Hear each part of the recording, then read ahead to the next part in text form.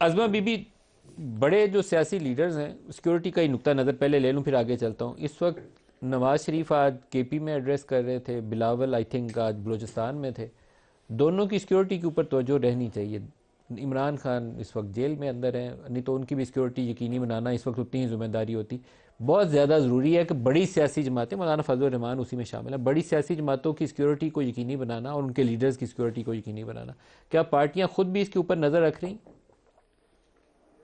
बहुत शुक्रिया मलिक साहब जी। इसमें कोई दूसरी राय नहीं है कि जो बड़े सियासी लीडर्स हैं उनकी ज़िंदगियां मुल्कों के लिए, कौमों के लिए बहुत इंपॉर्टेंट होती हैं। और हम कोई भी, खुदा न खास्ता अल्लाह पाक, इस मुल्क को किसी भी अंधोनाक वाक़े से महफूज रखे। ये बात अपने तौर पर दुरुस्त है कि इलेक्शंस को सबोटाज करने के लिए बहुत सारी कुव्वतें जो हैं वो काम कर रही हैं।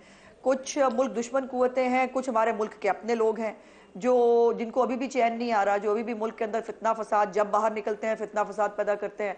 और कुछ जो है वो जेल के अंदर से पाकिस्तान के इलेक्शन प्रोसेस को जो है वो डिरेल करने के लिए, पाकिस्तान के इलेक्शन प्रोसेस को जो है और दारों को मिलायन करने के लिए लॉबिस्ट फर्म्स हायर कर रहे हैं और पाकिस्तान के खिलाफ कैंपेन चला रहे हैं। तो ये एक तो फैक्चुअली अपनी जगह पर मौजूद है।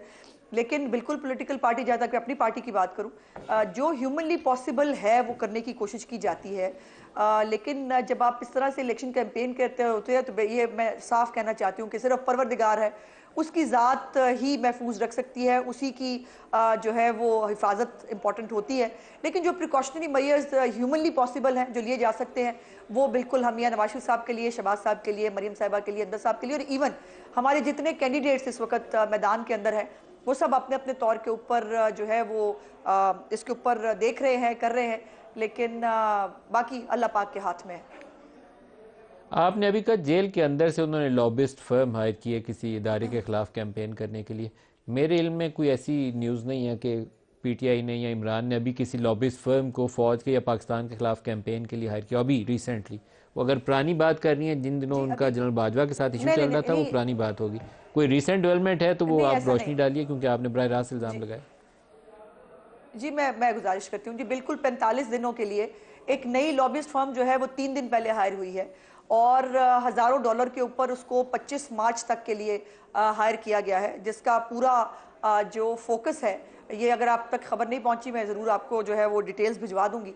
पूरे पाकिस्तान को पता चल गई है ये खबर कि और पहले भी इमरान खान साहब, या तो ये पहले भी कंपनी है, थोड़ी सी पहले भी तफसील यही बता करते दें, रहे हैं, क्योंकि अब मेरे भी वो इल्म में जेल में वाकई बैठ नहीं के है। भी यही कर रहे हैं जी। वो बिल्कुल, मैं हो सकता है आपसे स्किप हो गई हो, मैं आपको भिजवा दूंगी डिटेल।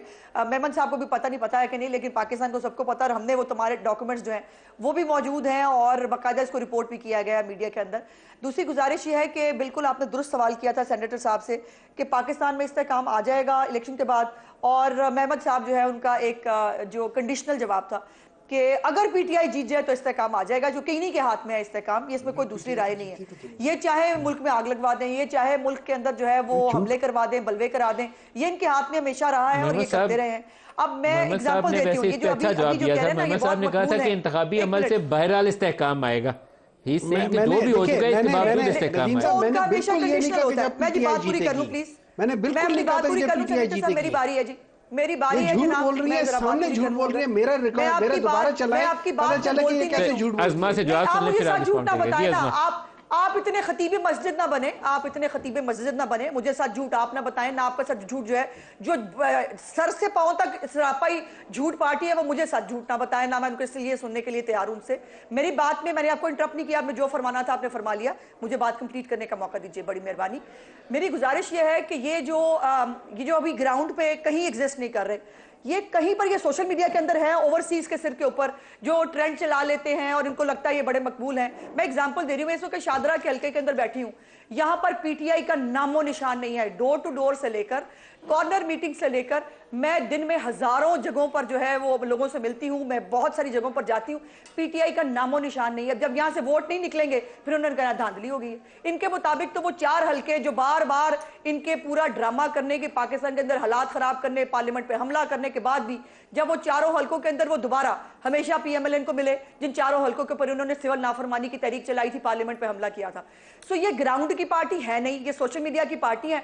सोशल मीडिया का वजीर आजम को क्लियर पहले भी किया हुआ है, अब भी हम करने के लिए तैयार हैं। लेकिन ग्राउंड पे आप देख रहे हैं इस वक्त मियां नवाज शरीफ साहब जो है वो किस तरह से, कितने बड़े बड़े जलसे जो है वो उनके हो रहे हैं, किस तरह से लोग रिस्पॉन्ड कर रहे हैं, और हमारे तमाम उम्मीदवार जो है वो अपनी ग्राउंड के ऊपर। और ये जो इस हल्के के अंदर अगर बात करूं शाहदरा के अंदर, यहाँ पर एक वकील साहब हैं जो एनए का इलेक्शन लड़ रहे हैं, वो कहीं नजर नहीं आते क्योंकि वो इस हल्के के हैं नहीं और उनको कोई सपोर्ट भी शायद यहाँ से नहीं मिल रही। दूसरे जो एमपीए साहब के कैंडिडेट हैं वो इश्तिहारी हैं 9 मई के अंदर। अब आप कहेंगे ये उस इश्तिहारी को इलेक्शन लड़ने की इजाजत होनी चाहिए, वो इश्तिहारी सरेंडर क्यों नहीं करता आके? वो इश्तिहारी जो है वो मुल्क वो बाहर निकला था संडे को 10 मिनट के लिए, हुमायूं साहब से इसका जवाब ले लें। हुमायूं साहब से, या 3 घंटे जीटी रोड बंद करके वो जाके आराम से किसी सेफ कोने में जाके बैठ गया।